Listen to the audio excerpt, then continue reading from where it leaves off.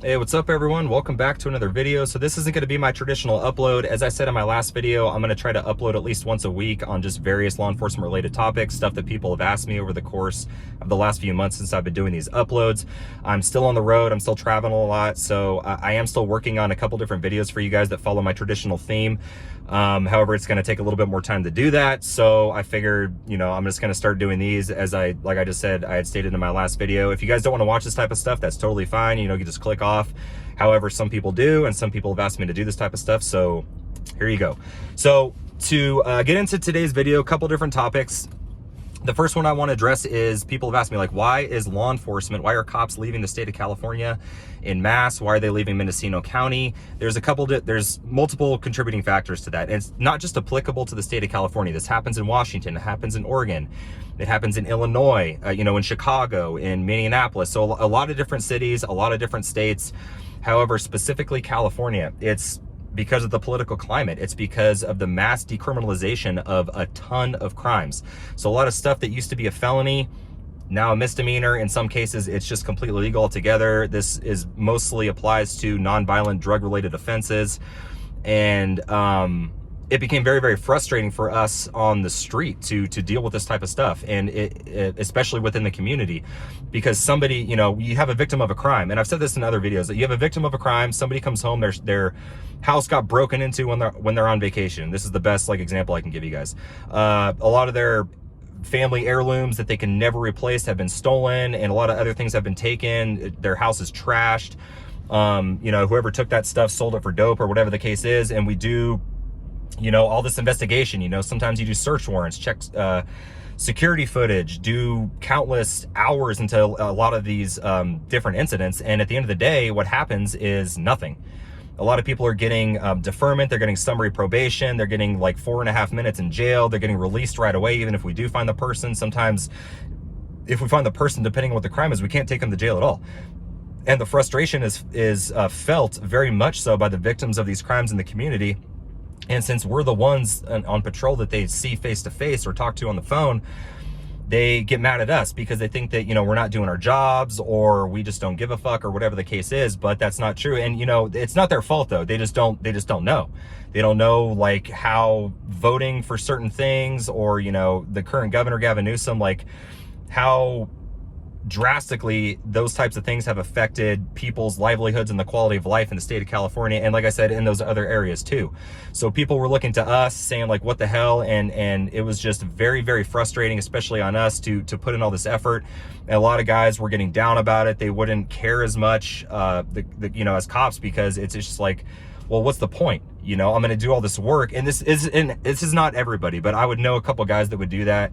Well, what the hell's the point? And then your supervisors are getting on your ass because they want you to still put out quality work and help people. And we did want to help people. That's why we got into that job, and to help people that can't help themselves. And it was very, very, very frustrating to, like I said, put into all this effort and watched just people get completely let go, and it just, nothing ever came of it. And like I said, this is not just applicable to Mendocino County. District attorney's offices across the entire state of California are doing this. They're just not prosecuting stuff at all, or just minimal punishment. And a lot of guys are tired of it. They're tired of it. They're tired of the transient issues. They're tired of the tent cities. They're tired of not having good quality places to raise their kids. And a lot of guys and this is coming from guys that I'm friends with, people that I've talked to that I know that were cops in California that have left to other states, or guys that have gotten out altogether. Those that do want to still remain in law enforcement want to go to states that still enforce crimes, that have better quality of life for their families, where they can feel good about doing their jobs again and stuff like that.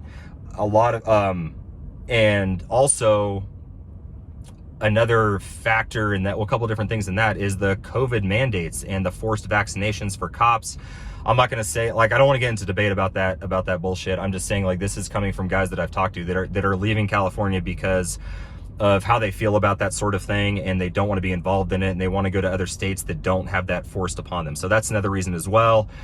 Also, the George Floyd thing, when that all went down, how and I don't want to get in debate about that either, but like I said, this is just coming from guys that I know that have left, gotten out of law enforcement altogether, because they don't want to deal with I felt very fortunate in Mendocino County because people there are pretty pro law enforcement. I didn't experience any of that crazy shit on the street when the George Floyd thing went down, like some of my other friends that worked in more major metropolitan areas that were constantly fighting with people. Their patrol vehicles were getting vandalized, they were getting followed home, like a lot of crazy shit was happening with the riots and everything, people just burning shit down. So a lot of cops didn't want to have to deal with that shit anymore. So either they would get out or they would just take off altogether. And that's also preventing a lot of new guys from wanting to apply nowadays to be cops because they know that they're going to have to deal with all of these issues. Whereas, 5-10 years ago, it was way more chill and we could do our jobs as normal. Stuff was getting prosecuted. We didn't have to deal with all this other crazy stuff. So those factors for sure. And also horrible administrations, which plagues a lot of different agencies, especially in Mendocino County, where guys are tired of the hypocritical command staff. The job is already stressful enough as it is, especially when you have to deal with all these other contributing factors that go into it that make it that way. And on top of that, when you have horrible supervisors that make your life more stressful, it's very, very challenging. And a lot of guys just get tired of it and they just like go do something else. However, I know a lot of guys, even when I was still working there at these agencies, that wanted to leave. They were depressed. They hated their lives. They hated their job. They hated the work. They didn't believe in it really anymore because nothing was coming of it. And they were getting treated like shit by their supervisors. However, they were stuck in these positions because of their families, their kids. That's where they own their homes. They felt, a lot of them, this is very, very common for them to say, what the hell else am I going to do? I've been a cop for 10 years or whatever the case is. Like, realistically, where else am I going to go make $50 an hour or whatever the case is? I might as well just stay here, fuck it. So that was a large part of that mentality as well. So, unfortunately, and like I said, that's affecting a lot of other states too. And it's just the current climate that we're in. And it's truly sad that that's what it's come down to. Now, another quick update for you guys, because I have a lot of subscribers in Mendocino County, specifically Willits. So I wanted to let you guys know what's going on with the Willits Police Department, because I like to keep you guys informed and let you know what's going on in your community that you live in. So over the last, obviously, from my previous videos that you guys watched, what happened to me there.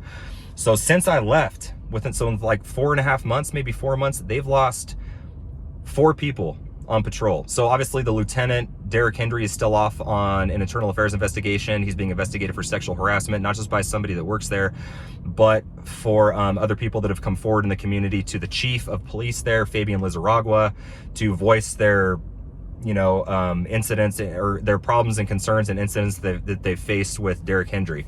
But it's not just him, it's also the chief. So they've had 4 people quit in the last 4.5 months. They lost a sergeant, 3 other patrol officers, and they're about to lose another one very, very quickly here. So that's gonna be a total of 5. Now, when I worked there, we were maxed out. We had the max amount of bodies that we were allowed by the city, which was 10. So we had 4 sergeants, 6 patrol people. Now they're down to 4. I heard that they just hired another guy, so he's on FTO, so he's in training right now. They were running 5 12-hour shifts, and I think that they might even be doing more than that now, because they only have 2 sergeants and 2 regular patrol officers. I'm not including that guy that's still in training, because he's on training. And a lot of people thought that I was making shit up about how bad that place was, but when you have, about to be 5 people quit in like 4 months, I mean, what does that tell you about an agency? And I've talked to every single one of those people. It's 100% because of the chief, or it's the leadership there.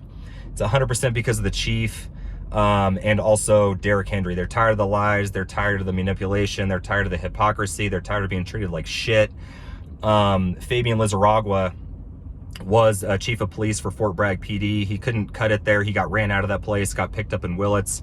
And Brian, the city manager of Willits, who's a very intelligent person, if he was, he is smart, but he should do the smart thing and get rid of Fabian. Fabian's an at-will employee, but he's absolutely tanked that agency into the ground.